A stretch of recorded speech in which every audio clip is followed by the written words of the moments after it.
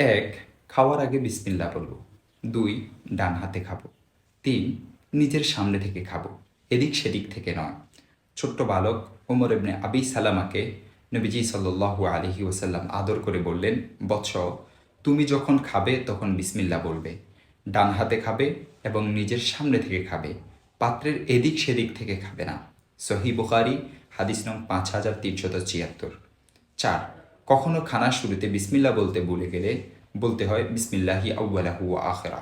হাদিসের মধ্যে এসেছে, যদি খানার শুরুতে বিসমিল্লাহ বলতে ভুলে যায় তাহলে বলবে বিসমিল্লাহি আউয়ালাহু ওয়া আখিরা। মুসনাদে আহমদ হাদিস নং 25106 এবং সহি ইবনে হিব্বান হাদিস নং 5214 এবং সুনানে আবু দাউদ হাদিস নং 3767। ৫. খাবার পড়ে গেলে তুলে খাবো, ময়লা লেগে গেলে পরিষ্কার করে খাবো। ৬. খাবার শেষে হাত ছেটে খাবো। ৭. পাত্র ছেটে খাবো। নবীজি সাল্লাল্লাহু আলাইহি ওয়াসাল্লাম যখন খানা খেতেন আঙ্গুল ছেটে খেতেন। আনাস ইবনে মালিক রাদিয়াল্লাহু তাআলা আনহু বলেন, নবীজি সাল্লাল্লাহু আলাইহি ওয়াসাল্লাম বলেছেন, যদি কারো খাদ্য পড়ে যায় সে যেন পরিষ্কার করে তা খেয়ে নেয়, শয়তানের জন্য ফেলে না রাখে। আর নবীজি সাল্লাল্লাহু আলাইহি ওয়াসাল্লাম আমাদেরকে পাত্র ছেটে খেতে আদেশ দিয়েছেন এবং বলেছেন, তোমাদের তো জানা নেই খাদ্যের কোন অংশে বরকত রয়েছে। সহিহ মুসলিম হাদিস নং 2034। ৮. ৩ শ্বাসে আমরা পানি পান করব। হাদিস শরীফের মধ্যে এসেছে, ইদা শারিবা তানাফাস তালাথা ওয়াকালা হুয়া আহনাউ ওয়া আমরাউ ওয়া আবরাউ।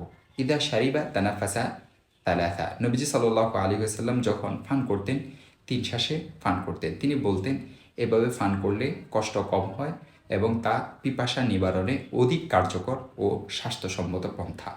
সুনানে আবু দাউদ হাদিস নং 3727। ৯. পান করার সময় পাত্রে শ্বাস ফেলব না। হাদিস শরীফের মধ্যে এসেছে, ইদা শারিবা আহাদুকুম ফালা ইয়াতানাফাস ফিল ইনা। কেউ যখন পান করবে সে যেন পান পাত্রে শ্বাস না ফেলে। সহি বুখারী হাদিস নং 153, সহি মুসলিম হাদিস নং 267। ১০. বড় পাত্রে মুখ লাগিয়ে পান করব না।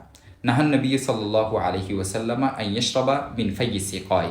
নবী সাল্লাল্লাহু আলাইহি ওয়াসাল্লাম মোশকে অর্থাৎ চামড়ার তৈরি পানির পাত্রে মুখ লাগিয়ে পান করতে নিষেধ করেছেন, অর্থাৎ এর দ্বারায় বড় পাত্রে মুখ লাগিয়ে পান করতে নিষেধ করেছেন। সহি বুখারী হাদিস নং 5628। ১১. পু দিয়ে খাদ্য বা পানীয় ঠান্ডা করব না। নাহান রাসূলুল্লাহ সাল্লাল্লাহু আলাইহি ওয়াসাল্লাম আনিন নাফখি ফি তুআমি ওয়াশ শারাবি। রাসূল সাল্লাল্লাহু আলাইহি ওয়াসাল্লাম পানীয় বা খাদ্যে ফু দিয়ে ঠান্ডা করতে নিষেধ করেছেন। দেখতে পারেন মুসনাদে আহমদ হাদিস নং 2817। ১২. খাবার স্বাভাবিক ঠান্ডা হওয়ার পর খাবো।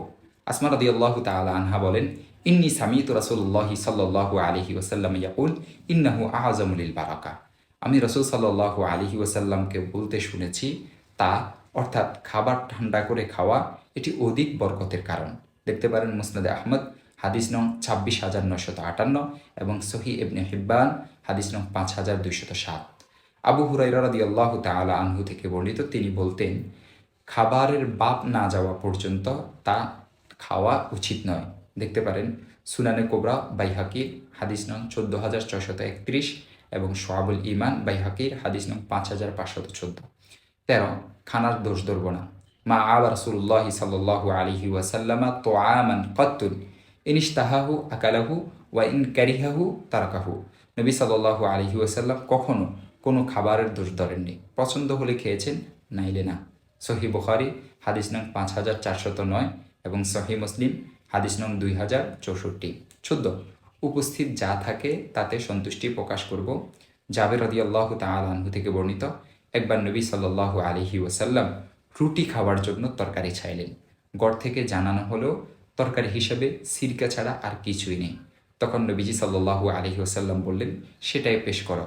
নবীজি সাল্লাল্লাহু আলাইহি ওয়াসাল্লাম সিরকা দিয়ে রুটি খাচ্ছিলেন আর তিনি তখন বলছিলেন, নিআমাল উদুমুল খল, নিআমাল উদুমুল খল, যে সিরকা তো অনেক ভালো তরকারি, সিরকা তো অনেক ভালো তরকারি, অর্থাৎ নিজের মনকে বুঝ দিচ্ছিলেন। সহি মুসলিম হাদিস নং 2052। ১৫. খাবার নষ্ট করব না। যতটুকুই খেতে পারবো ততটুকুই আমরা নিব। এটিতে আমরা অনেকে লিপ্ত, আমরা খাবার নষ্ট করি না, খাবার নষ্ট করা যাবে না। আল্লাহ তাআলা কোরআনে কারীমের মধ্যে ইরশাদ করেন, কুলু ওয়াশরাবু ওয়ালা তুসরিফু, যে তোমরা খাও এবং পান করো কিন্তু অপচয় করো না।